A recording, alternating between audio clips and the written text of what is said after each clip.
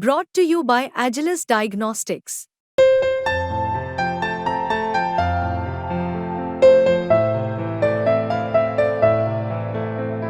Agilus Diagnostics.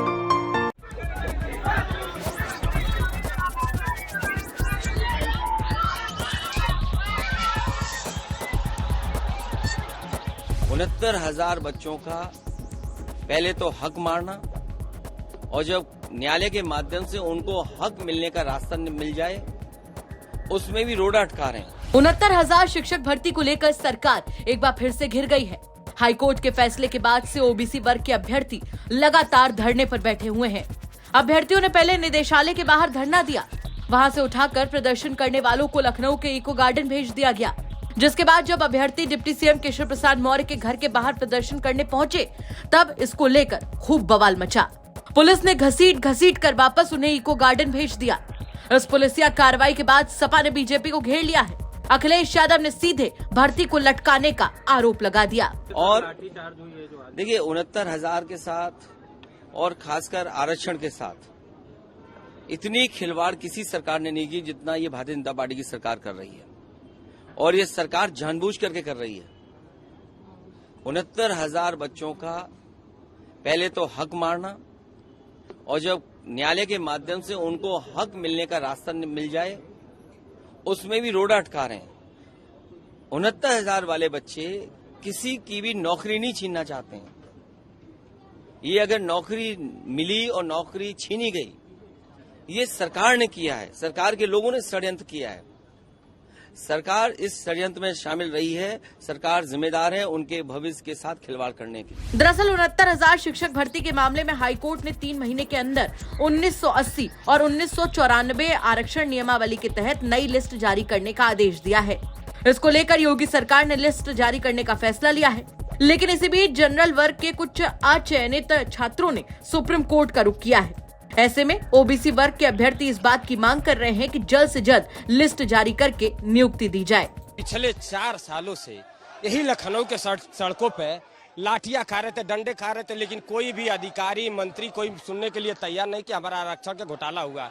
राष्ट्रीय पिछड़ा वर्ग आयोग का रिपोर्ट आता है, उसके बावजूद भी, लेकिन अब तो हाईकोर्ट का आदेश आ चुका है, इसलिए हमारे केशव चाचा जी ने बहुत जोर शोर से जो है इसका न्यायालय का सम्मान किया, स्वागत किया।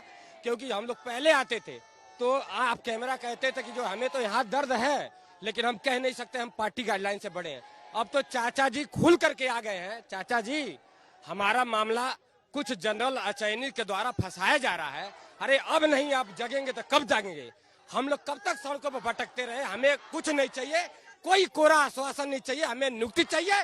नहीं तो हमारे 4 लोग आत्महत्या कर चुके, कल भी पता चला एक लोगों ने जो है हार्ट अटैक से मौत हो गई है।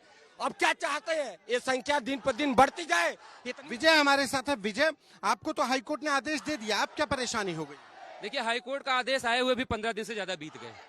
सरकार में बैठे लोग, खास करके बेसिक शिक्षा विभाग के अधिकारी, अपने आप को न्यायालय से भी बड़ा मानने लगे हैं। आप सोचिए, जो काम 2 घंटे में कर सकते हैं 2 दिन में किया जा सकता है, उसके लिए 20 दिन सिर्फ इसलिए इंतजार किया जा रहा है ताकि ये मामला सर्वोच्च न्यायालय में जाए, स्टे हो जाए और अधिकारियों को कुछ नहीं करना पड़े। आज हम लोग सिर्फ यहाँ पे इसलिए इकट्ठा हुए हैं कि माननीय मुख्यमंत्री जी का जनता दरबार चल रहा है, हमारी पीड़ा वहां तक पहुंचनी चाहिए। हमने प्रशासन के लोगों से कहा कि हमारी मुलाकात करवाइए, किसी ने मुलाकात नहीं करवाई। हम लोग डिप्टी सीएम साहब के दरवाजे आए हैं, कम से कम हमारी पीड़ा सुनी जानी चाहिए। कम से कम जो अधिकारी हमसे बात करने को तैयार नहीं है, हम कैसे माने को हमारी भलाई के लिए कोई कार्य कर रहे हैं? कोई कार्य नहीं किया जा रहा है। जानबूझ के केवल ये हिला हवाली की जा रही है ताकि न्यायालय से स्टे मिल सके और अधिकारियों को कुछ ना करना पड़े। हमारे सामने आज रोजी रोटी का संकट है। 4 साल से हम लोग सड़कों पे मर रहे हैं, भूखे प्यासे लोग आत्महत्या करने पे उतारू हो गए हैं। भाई, न्यायालय के जजमेंट के बाद भी अगर चीजें नहीं बढ़ाई जा रही हैं, इसका मतलब कोई तो है, कोई एक है इसमें जरूर जो नहीं चाहता कि हम दलित पिछड़ों का भला हो, इसीलिए स्वांग रचे जा रहे हैं, इसीलिए सब कुछ किया जा रहा है। ये तमाम जो महिला अभ्यर्थी भी हैं, ये लोग भी पहुंचे हुए हैं। आप लोग भी अपने बच्चों को लेकर के आए हैं, बच्चे को लेकर के आए हैं आप लोग? हाँ सर, और क्या, बच्चों को कहाँ छोड़ के आएंगे? हम लोग ना 2-2.5 साल से लगभग धरना कर रहे हैं, लेकिन हम लोगों को कोई भी नहीं सुन रहा है। आज हम जनता दरबार आए हैं कि शायद योगी जी हमसे मिलेंगे और न्याय करेंगे।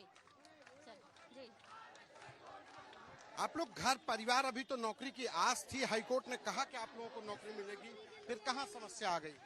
नौकरी के लिए हाईकोर्ट ने जब पारित कर दिया, उसके बाद भी यहाँ सुनवाई नहीं हो रही है, तो फिर क्या करें? बताओ, कहाँ जाएं? हम यहीं बैठेंगे, यहाँ से उठेंगे नहीं जब तक हमें हमारा हक नहीं मिलेगा, तब तक यहाँ से नहीं उठेंगे हम। और ये एक लड़ाई नहीं है, जाने हमारे जन कितनी भाई बहनों की लड़ाई है और ये लड़ाई यहाँ शांत नहीं होगी, नहीं होगी, नहीं होगी। फिलहाल इस मामले में एक बार फिर से सरकार घिरती नजर आ रही है। देखना होगा कि योगी सरकार इस पर क्या फैसला लेती है। ब्यूरो रिपोर्ट, यूपी तक।